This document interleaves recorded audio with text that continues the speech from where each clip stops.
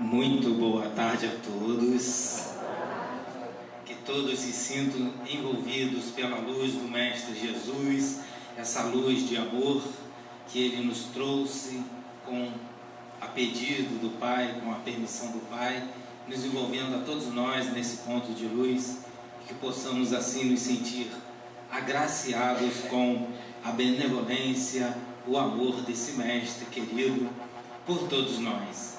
Sempre agradecendo a espiritualidade da casa, que realiza esse convite para todos nós, que possamos aqui estar trazendo esse estudo, esse material tão importante para reflexões tão profundas, ao qual eu convido a todos, para que possamos, sim, buscar a nossa fé, a nossa confiança em Deus, construindo sobre uma base insofismável, sobre uma base resoluta, firme, que é a base construída sobre a rocha, não sobre a areia, como Jesus então nos ensina e nos convida. Mas como ele disse na leitura, é preciso que nós ouçamos e pratiquemos o seu Evangelho.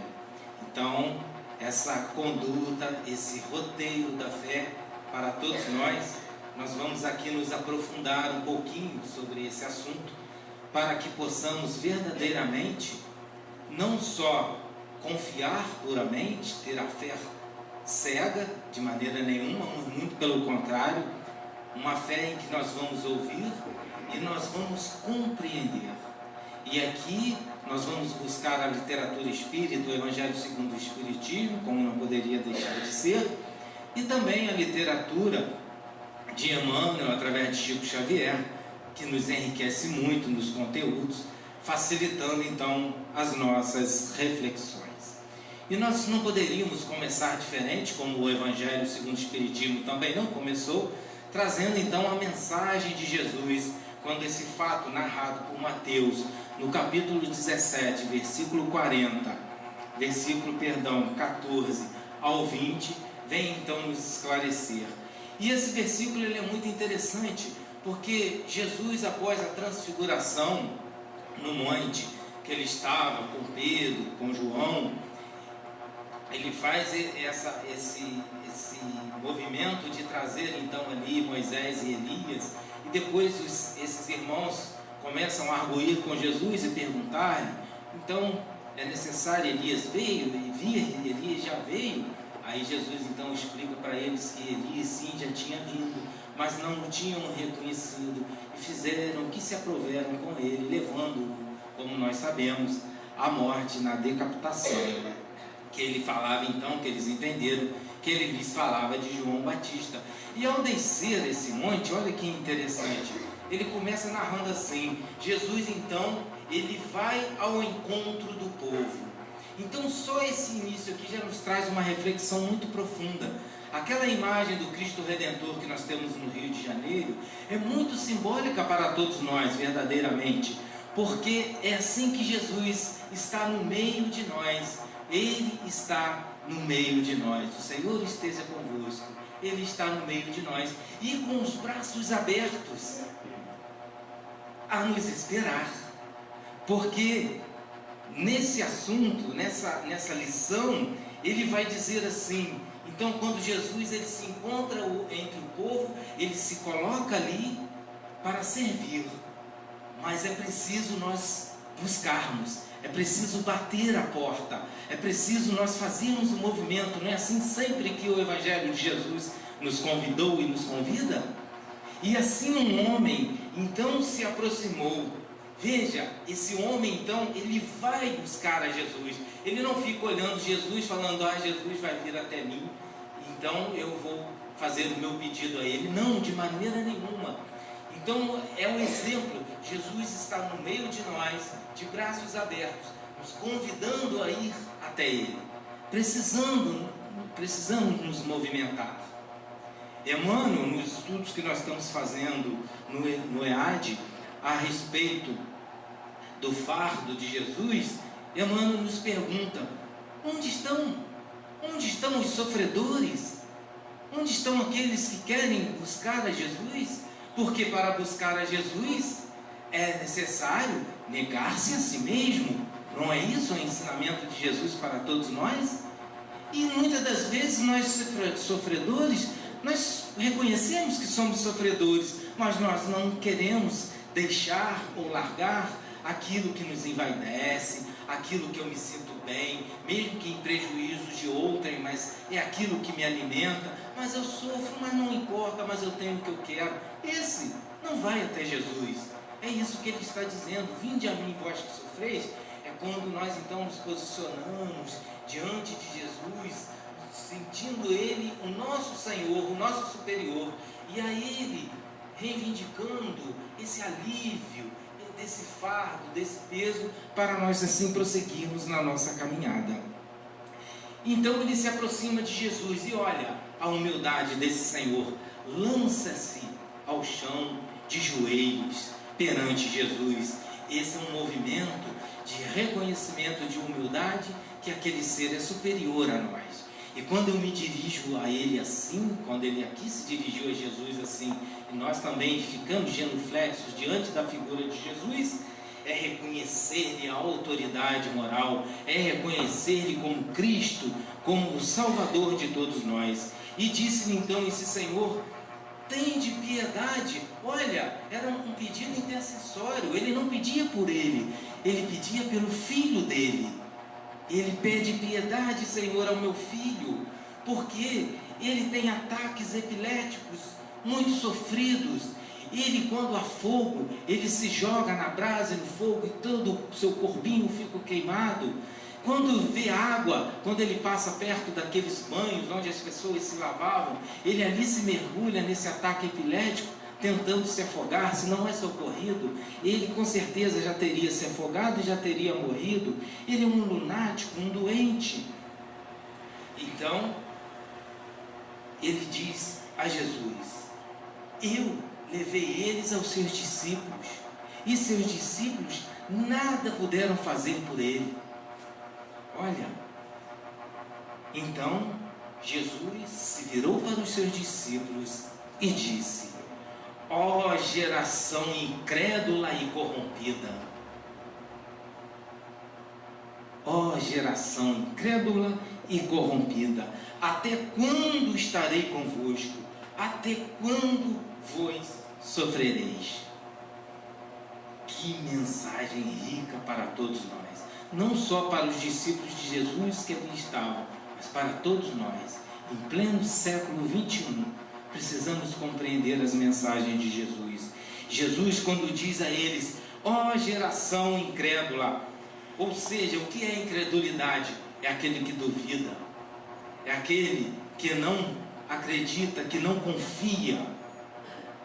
E ele diz mais: não só não confiavam, como também eles haviam se corrompido, se diziam seguidores do Cristo, buscando realizar o que o Cristo realizava, no caso esta cura, mas as suas mentes, elas não estavam ligadas aos verdadeiros ensinos de Jesus. E Jesus então lhes repreende: até quando eu estarei convosco, caminhando aqui na matéria, mostrando para vocês o amor de Deus, servindo a todos, para que vocês possam não só me seguir, mas vocês ouvirem as minhas palavras, praticá-las e também então exercer esse movimento de bem e de amor ao próximo. Até quando eu vou estar aqui com vocês ensinando isso?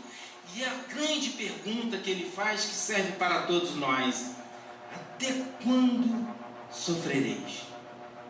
Por que Jesus fala isso?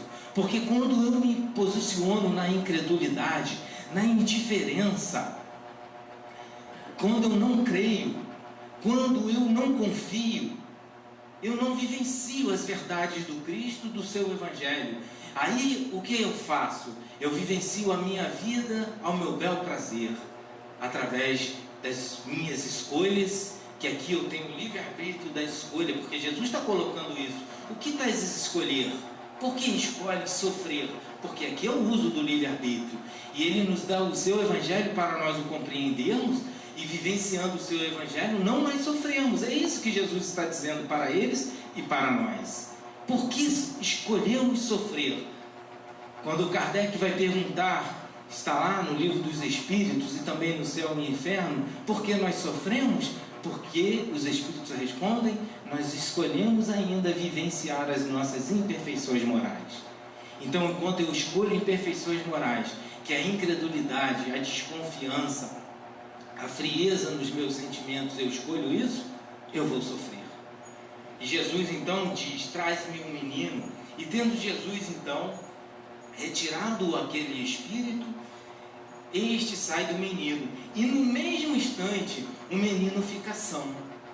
Aquelas feridas da queimadura, aquele processo epilético em seu cérebro, que hoje nós sabemos que a epilepsia é um problema cerebral, é uma deficiência no cérebro físico que o menino tinha, e claro, nós sabemos que este obsessor, com o estudo da doutrina espírita, ele se aproveitava então dessa deficiência cerebral do menino, e ali fazia com que, além do ataque epilético que era do menino, fazia com que ele se atirasse no fogo e na água, porque ele tentava matar o menino. Perceberam? Jesus então afasta o espírito e também cura o cérebro e o corpo ferido do menino.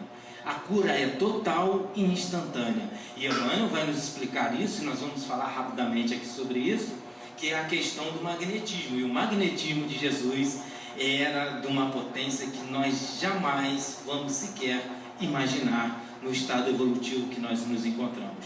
Precisamos evoluir muito para entender esse poder de Jesus, que era gigantesco, grandioso. Era o poder direto, divino de Deus aqui na Terra, através de Jesus. Então, com certeza, a cura foi instantânea. Então, os discípulos então foram até Jesus, em particular, e perguntaram a Jesus, por que nós outros não conseguimos tirar esse espírito? Por que, Jesus? Se nós colocamos a mão sobre ele, dizemos, saia espírito imundo em nome de Jesus, o sangue de Jesus tem poder, e o espírito nem aí para esse movimento. Por que será? Por que será? Nós também nos perguntamos isso. Aí Jesus fala assim, por causa da vossa incredulidade, por causa da vossa dúvida, da vossa desconfiança em tudo que vocês estão vendo, vendo a prática do amor, e não estão fazendo as reflexões profundas para a mudança que é necessária, para ter a aceitação e a prática do bem. A incredulidade. E olha que Jesus então ainda fala para eles, pois em verdade vos digo, quando Jesus fala assim, em verdade vos digo, essa é uma lei universal, vale para qualquer parte do universo e a qualquer tempo, é atemporal, é uma verdade. E ele diz, se tivesses a fé do tamanho de um grão de mostarda, dirias a esta montanha, transporta-te daí para ali, e ela se transportaria, e nada vos seria impossível. Pois então, o que Jesus está a nos dizer aqui? Ele está nos dizendo que essa incredulidade deles é uma montanha, é uma barreira, cria uma dificuldade intransponível para o movimento das energias da fé e do amor. A falta de confiança em Deus não nos permite realizar aquele movimento ao qual é necessário para nós avançarmos em direção para o alto. Nós estacionamos, ficamos refratários até mesmo ao bem, principalmente à caridade, como os Espíritos vão nos explicar mais à frente. Então olhem, meus irmãos, o que Jesus está nos dizendo, que a incredulidade é essa montanha, e mais, que a nossa fé, ela já está em nós, desde que nós fomos criados simples e ignorantes. Quando Deus nos criou, Ele já nos trouxe esta sementinha enclausurada, fechadinha da fé. Ele compara uma semente pequenina dessa árvore gigantesca de mais de 2 metros de altura que há lá na Palestina, nessas regiões, que sai desse grãozinho minúsculo, que é um dos menores grãos de semente, e que dá uma árvore gigantesca. Jesus está nos dizendo que a nossa fé está em nós. Olha que bacana isso. Mas ela é uma sementinha pequenina, precisa desenvolver precisa crescer, ou seja, essa confiança, sairmos da incredulidade, termos essa confiança, essa fidelidade com Deus. Esse movimento é nosso, nós que precisamos desenvolvê-la. E ele então diz, aí sim, nada vos será impossível, nada vos será impossível. E o que seria isso de nada nos ser impossível? Os espíritos mais à frente vão nos explicar isso também. Eles vão nos dizer que dentro do campo evolutivo que nós estamos, é muito importante compreender isso, que nós estamos no campo evolutivo de quê? Trabalhando as nossas imperfeições, de provas e expiações. Então ainda somos muito rudes ainda na questão fluídica que nos envolve. É um fluido muito denso ainda. E esse fluido, nós vamos poder realizar com ele o que nós queremos realizar. Esteja ele no nosso corpo ou fora do nosso corpo, nós vamos trabalhar esses fluidos que movimentam, e nós estamos aqui mergulhados nesse campo vibratório. Nós podemos modificá-lo sim, muito e para melhor. É isso que Jesus está nos dizendo. Nada nos será impossível. E os Espíritos vão nos dizer, no Evangelho segundo o Espiritismo, que nesse sentido próprio, essa confiança nas suas próprias forças, é certo que torna o homem capaz de executar coisas materiais, e não consegue fazer quem duvida de si. Então o que os Espíritos estão nos dizendo a princípio aqui? Dentro do campo da matéria, quando nós temos uma confiança em nós, que brota em nós, uma certeza daquilo que podemos realizar e podemos fazer com nossas próprias forças, sim, nós vamos executar, não tenham dúvida disso. Quando nós mal percebemos, estamos realizando tarefas assim imprescindíveis para a nossa evolução, para o nosso crescimento moral e cultural, dentro do campo da matéria, onde podemos nos desenvolver com total confiança. Isso ocorre? Sim, ele está nos dizendo, e isto ele vai nos dizer logo lá mais à frente, que é a fé humana. E ele nos diz, então, que essas montanhas ao qual Jesus então se refere, que se desloca, são o quê? Vamos ver se tem uma ligação com essa incredulidade, com essa dúvida de Jesus. Ele diz, essas montanhas são as dificuldades, criamos dificuldades intransponíveis, mesmo na matéria, para realizarmos alguma tarefa. Eu digo, eu não consigo, eu não sei fazer isso, eu nunca vou conseguir. Isso já é uma dúvida que eu coloco sobre mim mesmo, e eu jamais vou conseguir avançar. Resistência, eu começo a criar resistência a determinadas coisas. Varley, vem aqui me ajudar a realizar essa tarefa aqui, eu preciso de ajuda. Não, isso aí eu não faço não, eu não gosto de fazer, você arruma outra pessoa que eu não vou fazer não vou te ajudar não. Eu crio uma resistência àquilo. Por quê? Porque eu mesmo duvido que eu possa ser útil, eu possa ajudar da maneira mais simples possível, que eu possa auxiliar aquele irmão. Eu me recuso, eu resisto àquilo. Por quê? Porque eu duvido de mim, eu sou incrédulo em mim mesmo, eu crio uma barreira, uma montanha. Por isso Jesus faz analogia com a montanha. Essas montanhas de dificuldades, de incredulidades, impedem de eu avançar em qualquer campo, seja no campo da matéria, seja no campo religioso. Eu não vou conseguir avançar, eu não vou conseguir realizar. É isso que Jesus está nos chamando a atenção, e a espiritualidade aqui nos reforça. E então se alimenta com essa dificuldade e com essa resistência, claro, não poderia dizer a grande má vontade. Eu tenho uma vontade para tudo, de realizar quase qualquer coisa. Só aquilo que me dá muito prazer, que é fácil, aquilo ainda eu faço por mim. Mas aquilo que exige de mim, ainda pelo outro, o outro é o outro se vira. Eu me viro, por que o outro não pode se virar? Eu tenho uma vontade de realizar trabalhos no bem, tarefas singulares para auxiliar e para ajudar. Aí eu estou semeando essa má vontade. É isso que a montanha faz. Nós ficamos enclausulados nessas rochas e não conseguimos escalar e sair do lugar. E eles nos dizem mais: os preconceitos da rotina, o interesse material, o egoísmo, a cegueira do fanatismo e as paixões orgulhosas são outras tantas montanhas que barram o caminho a quem trabalha pelo progresso da humanidade. Como trabalhar pelo progresso da humanidade? Ele está falando do planeta inteiro. Ele não está falando de uma localidade, de um lar. Não, ele está falando da nossa contribuição para todo o planeta. Mas o interesse material, paixões orgulhosas e doentias, cegueiras do fanatismo, são montanhas. São as montanhas que se principiam tudo na incredulidade. Por isso Jesus trouxe essa palavra.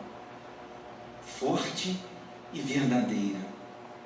E ainda diz aos amigos espirituais que noutra acepção entende-se como fé essa confiança que se tem na realização de uma coisa, a certeza de atingir um determinado fim. Aqui um ponto muito delicado que a espiritualidade vai trazer para nós, e é interessante nós ficarmos atentos, porque os livros de autoajuda trabalham muito com isso. Muitos aqui que estão em momentos difíceis buscam essa literatura de autoajuda, muito bacana, algumas informações que nós temos ali, mas eles têm um sofisma com essa frase aqui que a espiritualidade nos trouxe: a certeza de eu conseguir realizar e atingir o meu determinado fim. Sim, mas não é bem assim. Olha que legal a espiritualidade nos esclarecendo. Quando eu tenho esse determinismo em mim, eu tenho essa certeza em mim, essa confiança, eu não tenho a dúvida, esse é um ponto, e é importantíssimo nós termos isso. Mas isso não pode virar presunção, não pode virar orgulho. Como assim? Como assim? É como eu me colocar assim: eu tenho certeza que eu sou capaz, pode deixar comigo que eu faço isso aqui, eu resolvo, deixa comigo que o problema, estando comigo, já está resolvido, deixa. Como assim? Isso, os Espíritos estão nos dizendo aqui, isso é presunção, isso é orgulho. Isso não é confiança. Ele diz que a confiança, agora ele vai separar para a gente refletir, olha que legal. Ele fala assim: essa confiança, ela é sincera e verdadeira. Esse é um ponto, estamos em nós. Temos essa vitalidade que eu vou conseguir fazer, que eu tenho esse objetivo, que eu tenho esse sonho. Todos nós temos que ter um sonho, colocar esse objetivo de alcançar esse sonho, e eu vou conseguir, ótimo. Mas tem um detalhezinho: além de ser sincero e verdadeiro, ele precisa ser calmo, facultar a paciência e saber esperar. Isso faz toda a diferença. Então eu consigo, eu posso e eu vou fazer a minha parte.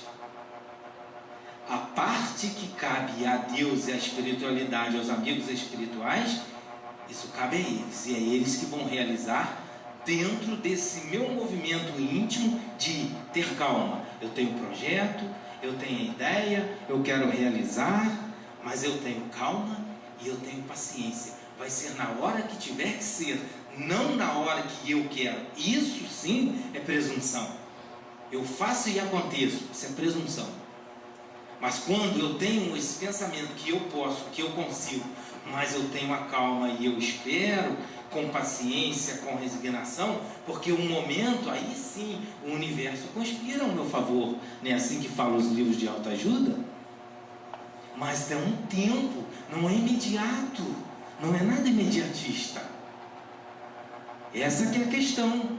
Se eu tenho essa confiança em mim, estou tranquilo. Estamos vendo tudo esse reboliço no planeta, toda a dificuldade, estamos ali serenos. Por que estamos serenos? Porque a minha confiança, a minha fé em Deus, a minha fé nesse governador planetário está calcado sobre uma rocha. Então toda essa tribulação que o planeta está passando, eu não me desequilibro. Eu fico conduído com os nossos irmãos que estão sofrendo, passando por esses desequilíbrios emocionais. Eu entendo isso, mas eu não me desequilibro. Eu preciso estar equilibrado para ajudar. Como ajudar desequilibrado? Eu não vou ser útil no momento que a espiritualidade precisar de mim. Calma, paciência. Eu sei o que eu quero, eu sei meu objetivo, eu sei meus planos, meus projetos, eu sei que eu vou alcançar, e aí sim, tendo seu ponto de apoio na sua inteligência e na compreensão das coisas. Olha isso, eu preciso compreender a minha fé, a minha confiança, é baseada também na compreensão. Eu preciso entender o processo, que estágio evolutivo que nós estamos, por que tanto sofrimento no planeta, por que tanta dor, por que uns nascem em berço de ouro, por que outros nascem no sofrimento total, no corpo físico, que seja. Eu preciso compreender isso tudo para minha fé estar calcada, estar sobre uma rocha, e assim eu chegar aos meus objetivos. A calma na luta é sempre um sinal de força e de confiança. A violência, o desespero, aquilo que eu quero realizar abruptamente, isso é fraqueza, é dúvida de si mesmo. Na verdade, no fundo, eu não confio em mim.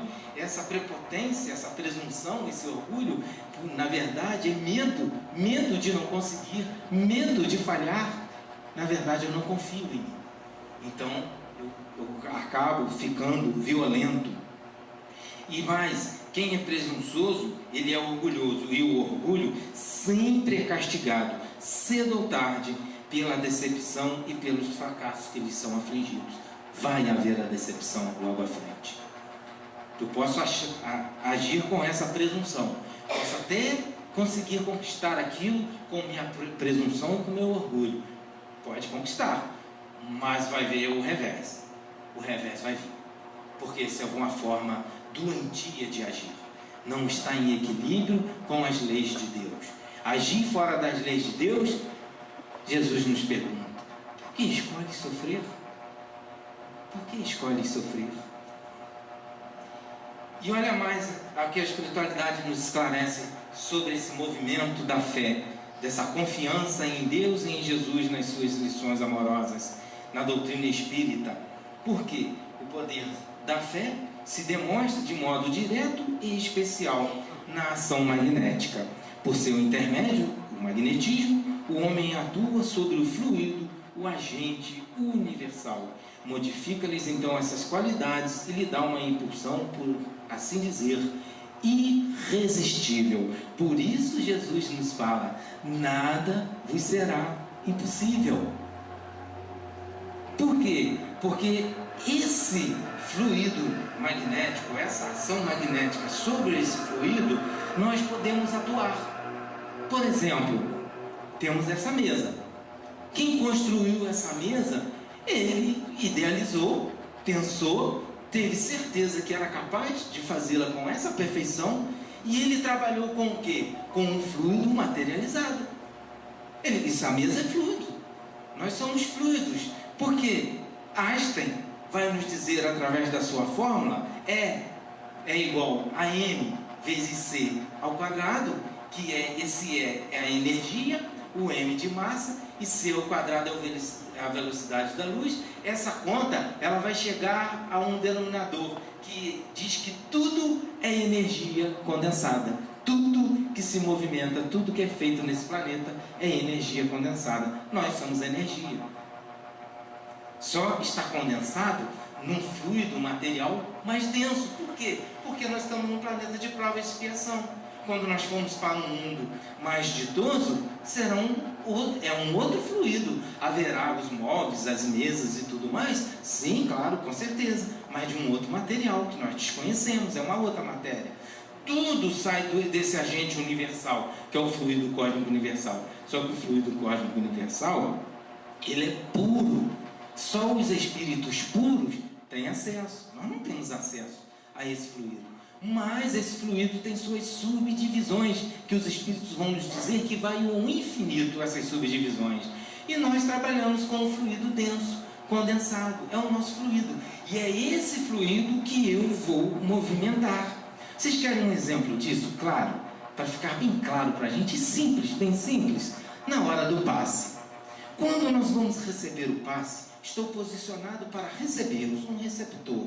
Então o irmão se posiciona à minha frente. E ali meu pensamento naquela hora é de incredulidade e de desconfiança. Eu penso assim: se não sair energia da mão desse homem direcionada a mim, não creio, não acredito nisso não. Que tem um espírito aqui auxiliando ele, amplificando essa potência para que adentre o meu corpo nessa coisa aí que eles chamam de chakra, que eu tenho chakra, que eu tenho uma abertura. Eu não acredito nisso não.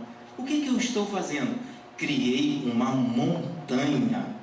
O Espírito, por mais benevolente que ambos que estão à minha frente, não podem fazer nada. Fico totalmente refratário a essas energias. O magnetismo que eu vou atuar vai criar uma barreira e esses fluidos não vão me penetrar. É isso que ele está falando aqui. Quando nós nos posicionamos com fé e confiança, modificamos a qualidade da impulsão desses fluidos que se tornam então irresistíveis, ou seja, eles nos obedecem. Então eu, receptor, eu coopero também. Olha que bacana. Eu estou posicionado, por isso Jesus fala, se der tempo nós vamos falar, a tua fé te curou. Por causa disso, quando eu me posiciono com confiança, com certeza, aquela energia me penetra e faz o trabalho que tem que fazer no meu corpo. E as células obedecendo o meu pensamento são minhas células. Eu controlo as minhas células. A espiritualidade sempre nos falou isso. Hoje a medicina está falando para nós trabalharmos as nossas mágoas, os nossos maus sentimentos que estamos adoecendo. A própria ciência médica já está falando isso. Então eu movimento as minhas energias. Então eu posso cooperar com o passe, sim. São os dois irmãos à frente e eu também. Senão eu me torno uma montanha para a realização dessa tarefa. E eles então, Jesus fala, por isso, aqui os irmãos falam a respeito de Jesus, né? Por isso Jesus disse aos seus apóstolos, se não os curastes, é porque vocês duvidaram. Perceberam? É importante nós percebermos isso. Esse movimento fluídico, do magnetismo, nós controlamos tudo isso no nosso corpo. Somos nós. Por que vocês escolhem sofrer? Vocês controlam o magnetismo, vocês controlam a energia do corpo de vocês. É energia condensada. Vocês são luzes. E a luz é para colocar sobre o veleiro, não esconder embaixo do candeeiro. Não é para esconder. Nós somos luzes, nós precisamos brilhar. Nós precisamos fazer com que essa semente cresça. Olha que bonito isso. E a espiritualidade então vai nos falar dessa condição da nossa fé, dizendo do nosso tempo, 21 séculos depois desse ensinamento de Jesus, ele diz, a fé é uma condição de fé inabalável ou simplesmente uma fé religiosa.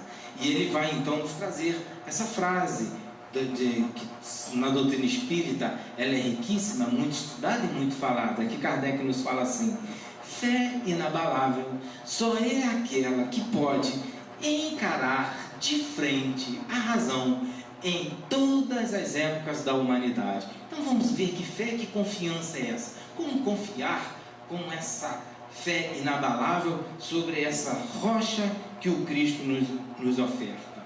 E eles nos falam assim, do ponto de vista religioso, a fé consiste na crença em dogmas especiais que constituem as diferentes religiões. Então, todas as religiões são baseadas em seus dogmas, que eles consistem então, que é a forma deles crerem, é nesses dogmas. Se você é contrário a esses dogmas, você então é anematizado, é excomungado, é expulso dessa religião, porque os dogmas são inquestionáveis, você não pode questionar.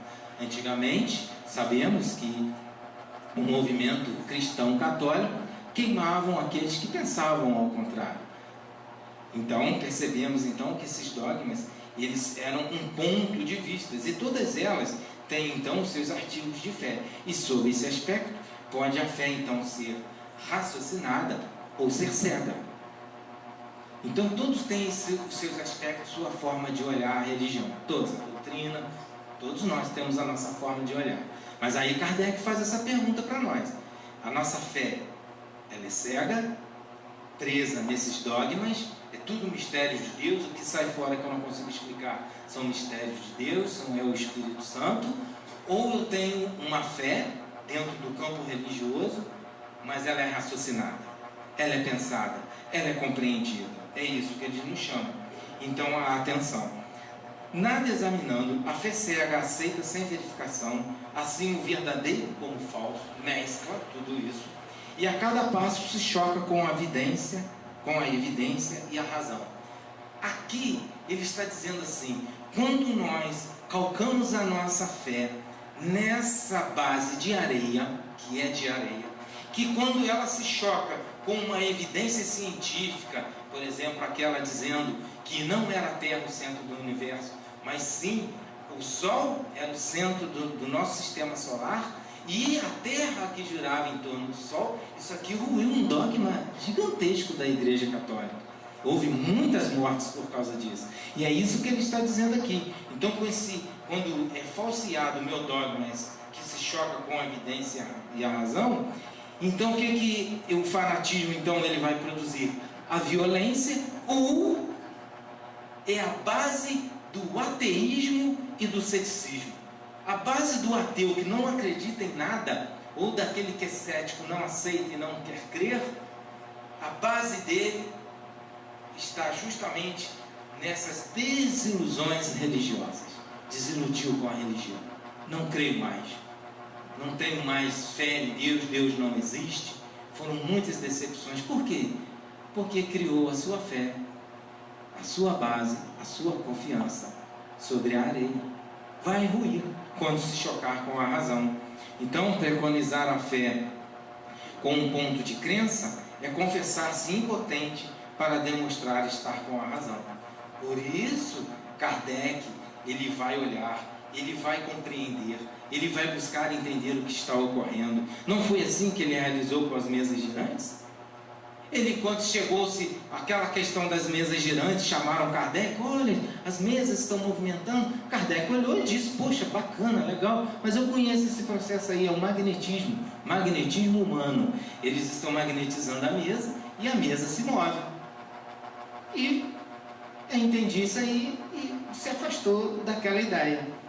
Mas então, quando ele é convidado para uma reunião com um grupo mais sério, não mais aqueles que se divertiam com a mesa, aí a mesa então faz perguntas e responde perguntas. Aí Kardec fala assim: opa, peraí, eu conheço o magnetismo, mas o magnetismo não pensa, o magnetismo não é inteligente, e muito menos a mesa. A mesa não pensa e muito menos responde pergunta. Opa, então tem alguma coisa aí. Aí ele se aprofunda, aí ele vai compreender. E o que acontece? 5 obras básicas maravilhosas ditadas pelos Espíritos. É isso. Não só no movimento das mesas por si só. É como um intercâmbio mediúnico. O intercâmbio mediúnico, os médiuns dando a mensagem. Poxa, bacana, legal. E vira as costas e vai embora. Tá bom. Um médium falando, e que uma pessoa supostamente morreu falando, está baseada a minha confiança, a minha fé no intercâmbio só nisso? Só nisso? Ou quando eu percebo que esses irmãos se comunicam através de um médium, é um intercâmbio, ponto. Mas esse irmão está nos relatando a sua condição no mundo espiritual e a relação conosco aqui, que estamos encarnados e vivos. Opa, tem mais alguma coisa aí então nesse intercâmbio. Tem informações importantíssimas de vida, seja eu encarnado ou desencarnado. Não é só um intercâmbio, não é só o espírito falando. Percebem a diferença? É isso que eles estão nos falando aqui. A fé, ela não se prescreve a ninguém, não se impõe, ela se adquire, e ninguém acha que é impedido de possuí-la, porque ela está em nós. É uma sementinha, eu vou fazer essa semente desabrochar ou não, aí cabe a mim. E quando eu escolho o não, eu estou escolhendo essa semente não crescer, não avançar. Quando Kardec ele nos traz essa informação de que há pessoas que têm essa fé, que basta uma centelha e elas já desenvolvem seu raciocínio e a sua confiança. Por outro lado, há outras pessoas que dificilmente penetram e não conseguem encontrar dentro de si uma confiança, não conseguem crer como nós cremos. Você acredita na reencarnação? Não, nós temos certeza da reencarnação. Reencarnação não é crença. Reencarnação não é dogma de crença, como alguns preferem colocar na doutrina espírita. É um dogma, sim, mas raciocinado. E Kardec diz: se a ciência um dia trouxer uma ideia que coloque com um melhor pensamento, com uma explicação melhor do que, por exemplo, a reencarnação, eu abandono a ideia da reencarnação. Kardec fala isso para nós. Fala isso para a ciência. Falou isso lá no século XIX, estamos no século XXI e a ciência nada. Só nega. A ciência nega porque não consegue entender. Por quê? Por causa da incredulidade. Porque não confia. Não confia em Deus, na bondade de Deus. Porque ter a certeza da reencarnação é raciocinar sobre ela, ver nossas próprias vidas. Aí Kardec, na questão 168, ele vai fazer uma pergunta assim para os espíritos: tá, tudo bem, estou entendendo a reencarnação, mas vem cá, aqueles irmãos então que estão em caminhada, que está na reencarnação, tem suas imperfeições, levou a vida inteira e não conseguiu trabalhar, não conseguiu vencer aquelas imperfeições, se deixaram ainda levar pelos prazeres e os gozos do mundo. E aí? Que são desses irmãos? Aí os espíritos respondem assim: vão começar de novo. Bendita encarnação. Esses que têm essa fé, que ela já está desenvolvida, e numa centelha, ou seja, ocorre uma situação em que exige dessa pessoa que essa fé apareça e surja para que ela possa agir, ou seja, para consigo, ou para aqueles que estão ao seu derredor, vai ser como um lampejo, e ela vai, age, faz, ninguém entende. Por que essa pessoa está fazendo isso com todo esse amor, com toda essa dedicação? É porque já está nele desenvolvidas em vidas anteriores. E aquele outro, ele não ainda desenvolveu, não se encontra concluída esse brotar, esse avançar da sua fé, ficará para outra existência. Olha como isso é belo. Então, se nós ainda não temos uma fé robusta, uma confiança em Deus verdadeira, uma fidelidade em Deus, não fiquemos alarmados, não ficamos desesperados, não, de maneira nenhuma. Vamos estudar, vamos nos aprofundar, vamos buscar compreender Jesus. Compreender Jesus é compreender Deus dentro de um patamar evolutivo que nós estamos, e compreendendo, nós vamos buscar amar Deus e crer em Deus com mais verdade, com mais sinceridade. E nos dizem mais os amigos espirituais: a fé, ela é mãe da esperança e da caridade. Está no item 11 desse capítulo 19. Vamos ver por que eles nos falam isso? Olha só, para ser proveitosa, a fé, ela tem que ser ativa. Fé sem obras é morta em si mesma. Não foi isso que Tiago nos disse em sua carta? Fé sem obra é morta. Então, para que eu tenha essa fé, essa confiança em Deus, ela tem que ser ativa. Ela não deve me entorpecer, não deve me paralisar. Se eu tenho fé, olha só o que bacana que eles estão nos dizendo. Eu me posiciono: não, eu confio em Deus, vai dar tudo certo, eu tenho fé em Jesus, e sento e espero. Fico paralisado. A fé em Deus é que Ele vai fazer a parte dele. A confiança em Jesus é que Ele vai fazer a parte dele. A confiança nos meus amigos espirituais, nos meus guias, nos mentores, que eles vão fazer a parte dele. Mas eles também confiam que eu vou fazer a minha. A fé é esse movimento dos dois lados. O universo conspira ao meu favor, não foi assim que nos ensinaram os livros de autoajuda? Mas eu preciso fazer movimentos, eu preciso bater a porta, eu preciso pedir. Percebem? Eu não posso me entorpecer, eu não posso paralisar. Mãe, a fé, essa confiança, essa fidelidade em Deus, é mãe de todas as virtudes. Todas, não é de algumas não, todas estão ligadas à fé, que conduzem, obviamente, a Deus, que cumpre velar atentamente pelo desenvolvimento dos filhos que gerou. Olha, vou ler de novo: conduz a Deus, que cumpre Deus. Olha, Deus tem tem algo a cumprir conosco. Olha que bonito isso. Cuidar, zelar dos seus filhos que Ele gerou para se desenvolverem. Deus nos criou simples e ignorantes, mas nos deu inato, latente, pequenininho dentro de nós, todas as potencialidades, todas as ferramentas para nós chegarmos a espírito puro.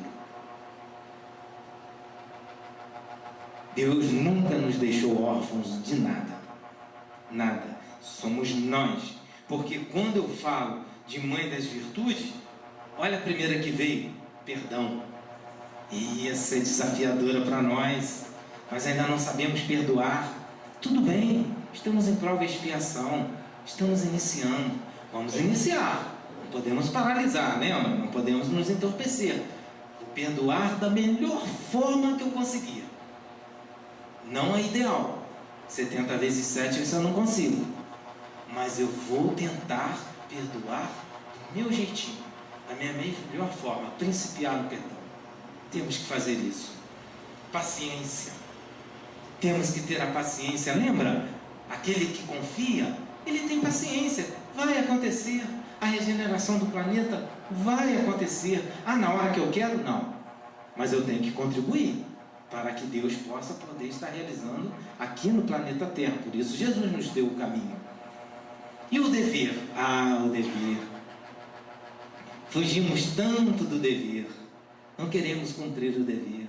Eu só quero saber dos meus direitos. Eu tenho direitos. Eu tenho livre-arbítrio. Eu tenho meus direitos. Eu posso, devo, quero. Não é isso? Mas Paulo fala, cuidado. Cuidado. Tudo lhe é lícito, mas nem tudo lhe convém. Nós temos dever a cumprir. E a fé vai fazer com que nós cumpramos o nosso dever, sermos benevolentes, termos bondade, termos respeito. Olha, e a caridade? Como fazer a caridade verdadeira sem fé? Fazer por fazer. Vou fazer por fazer.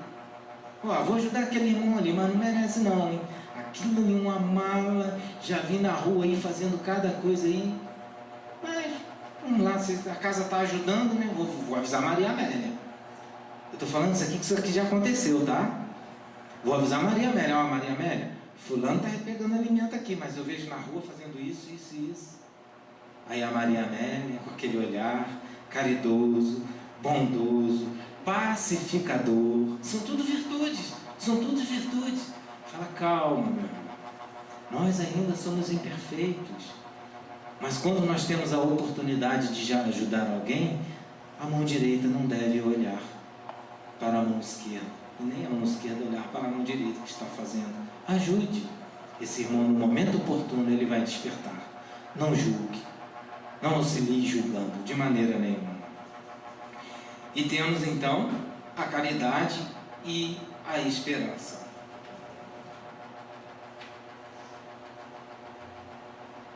Temos também, que Emmanuel vai nos falar em Palavras de Vida Eterna, no capítulo 5, com Emmanuel, que ele vai nos dizer o seguinte, para nós estarmos nesse movimento da fé, da confiança. Se eu confio, eu tenho fé, ele está dizendo assim, faça uma prece, sempre faça prece.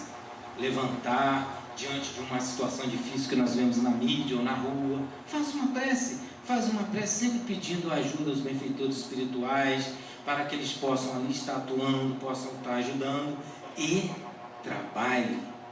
Não faz uma prece e fique, eu fiz as minhas preces, agora eu posso ficar ocioso. Não. Faz a prece e trabalhe naquilo que você puder ajudar. Olha o óvulo da viúva, quanto que ela botou lá?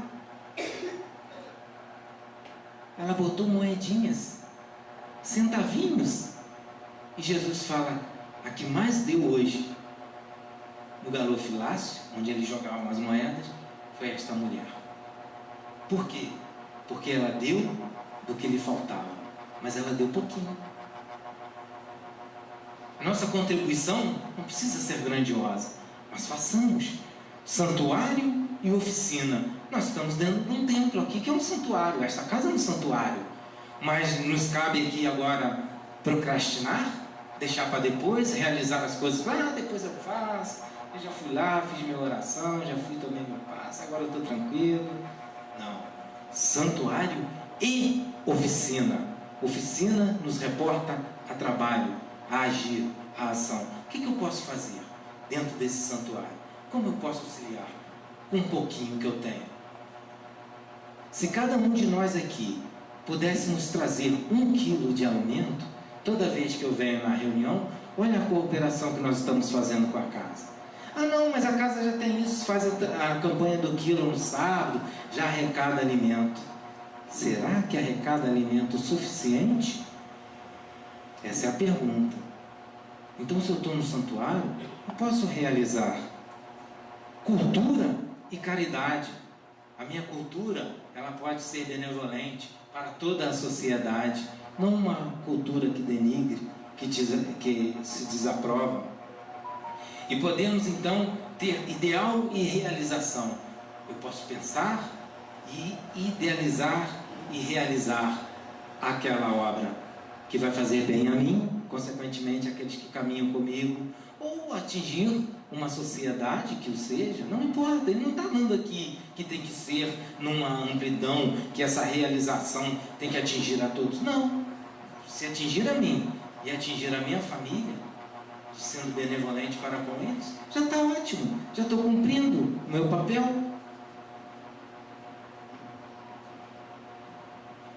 E os amigos espirituais vão nos trazer uma série de informações aqui, que não vai dar tempo, infelizmente, mas nós vamos finalizar aqui com uma mensagem de Emmanuel, do livro Palavra de Vida Eterna, em que é intitulado No Roteiro da Fé.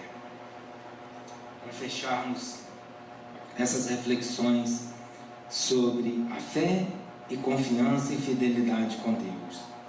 Diz-nos Jesus em Lucas, no capítulo 9, versículo 23: Se alguém quer vir após mim, negue a si mesmo, tome cada dia a sua cruz e siga-me. E Emmanuel então vem nos esclarecer, vai dar um puxãozinho de orelha, porque é necessário nós sempre despertarmos com Emmanuel, mas muito importante para todos nós. Ele vai nos dizer assim, sobre a reflexão da mensagem de Jesus: se te dispões desse modo a encontrar o Senhor para a edificação da sua felicidade, não quero mais sofrer, então eu quero edificar minha felicidade, ele diz: renuncia, ou seja, negue-se a si mesmo, com coragem, às bagatelas do mundo, da estrada em que caminhas. Vou repetir: renuncia com coragem às bagatelas. Ele chama de bagatelas aquilo que eu chamo de a coisa mais importante da minha vida. Ele está dizendo, é bagatela. Você está se preocupando, priorizando algo que não é importante para a sua evolução espiritual. Porque o que é para edificar a sua felicidade, olha, é essa confiança e essa fé nas virtudes que Jesus nos trouxe. Então renuncia com coragem e suporta, agora vem o puxão de orelha, e suporta corajosamente as consequências dos teus atos de ontem e de hoje, e procura Jesus por divino modelo. Então, se eu estou sofrendo e eu quero até uma cura imediata, eu quero um milagre, ele está dizendo, calma, tenha fé e confiança, suporta com coragem as consequências dos teus atos. Você escolheu pelas suas atitudes anteriores aquilo que está te ocorrendo hoje. Por isso, tome a sua cruz. O que é essa cruz? A nossa cruz simboliza esse sofrimento, essa carga. Não a de Jesus. A cruz de Jesus é outra. O símbolo da cruz de Jesus é outra. Não vamos misturar. Não misturem. Mas a nossa cruz, sim, ela simboliza essas consequências, esse fardo, esse peso que eu trago hoje, nessa encarnação, dos meus atos passados e de hoje, dos meus atos atuais, que vão se refletir também nas minhas reencarnações futuras, se eu persistir nessas imperfeições. E procura Jesus. Então, quando eu procuro Jesus, eu estou trazendo esse alívio ao meu fardo, que é meu, eu tenho que carregar. Mas aí agora com coragem, com compreensão, compreendendo, através da fé raciocinada, o que está acontecendo comigo, com a minha vida, eu consigo ter um suporte, uma suportabilidade. Francisco de Assis vai nos ensinar sobre isso. A suportabilidade que Jesus nos dá. E não se esqueça que há muita diferença entre seguir o Cristo e seguir os cristãos. Há 21 séculos nós estamos seguindo cristãos. Muita paz a todos, meus irmãos.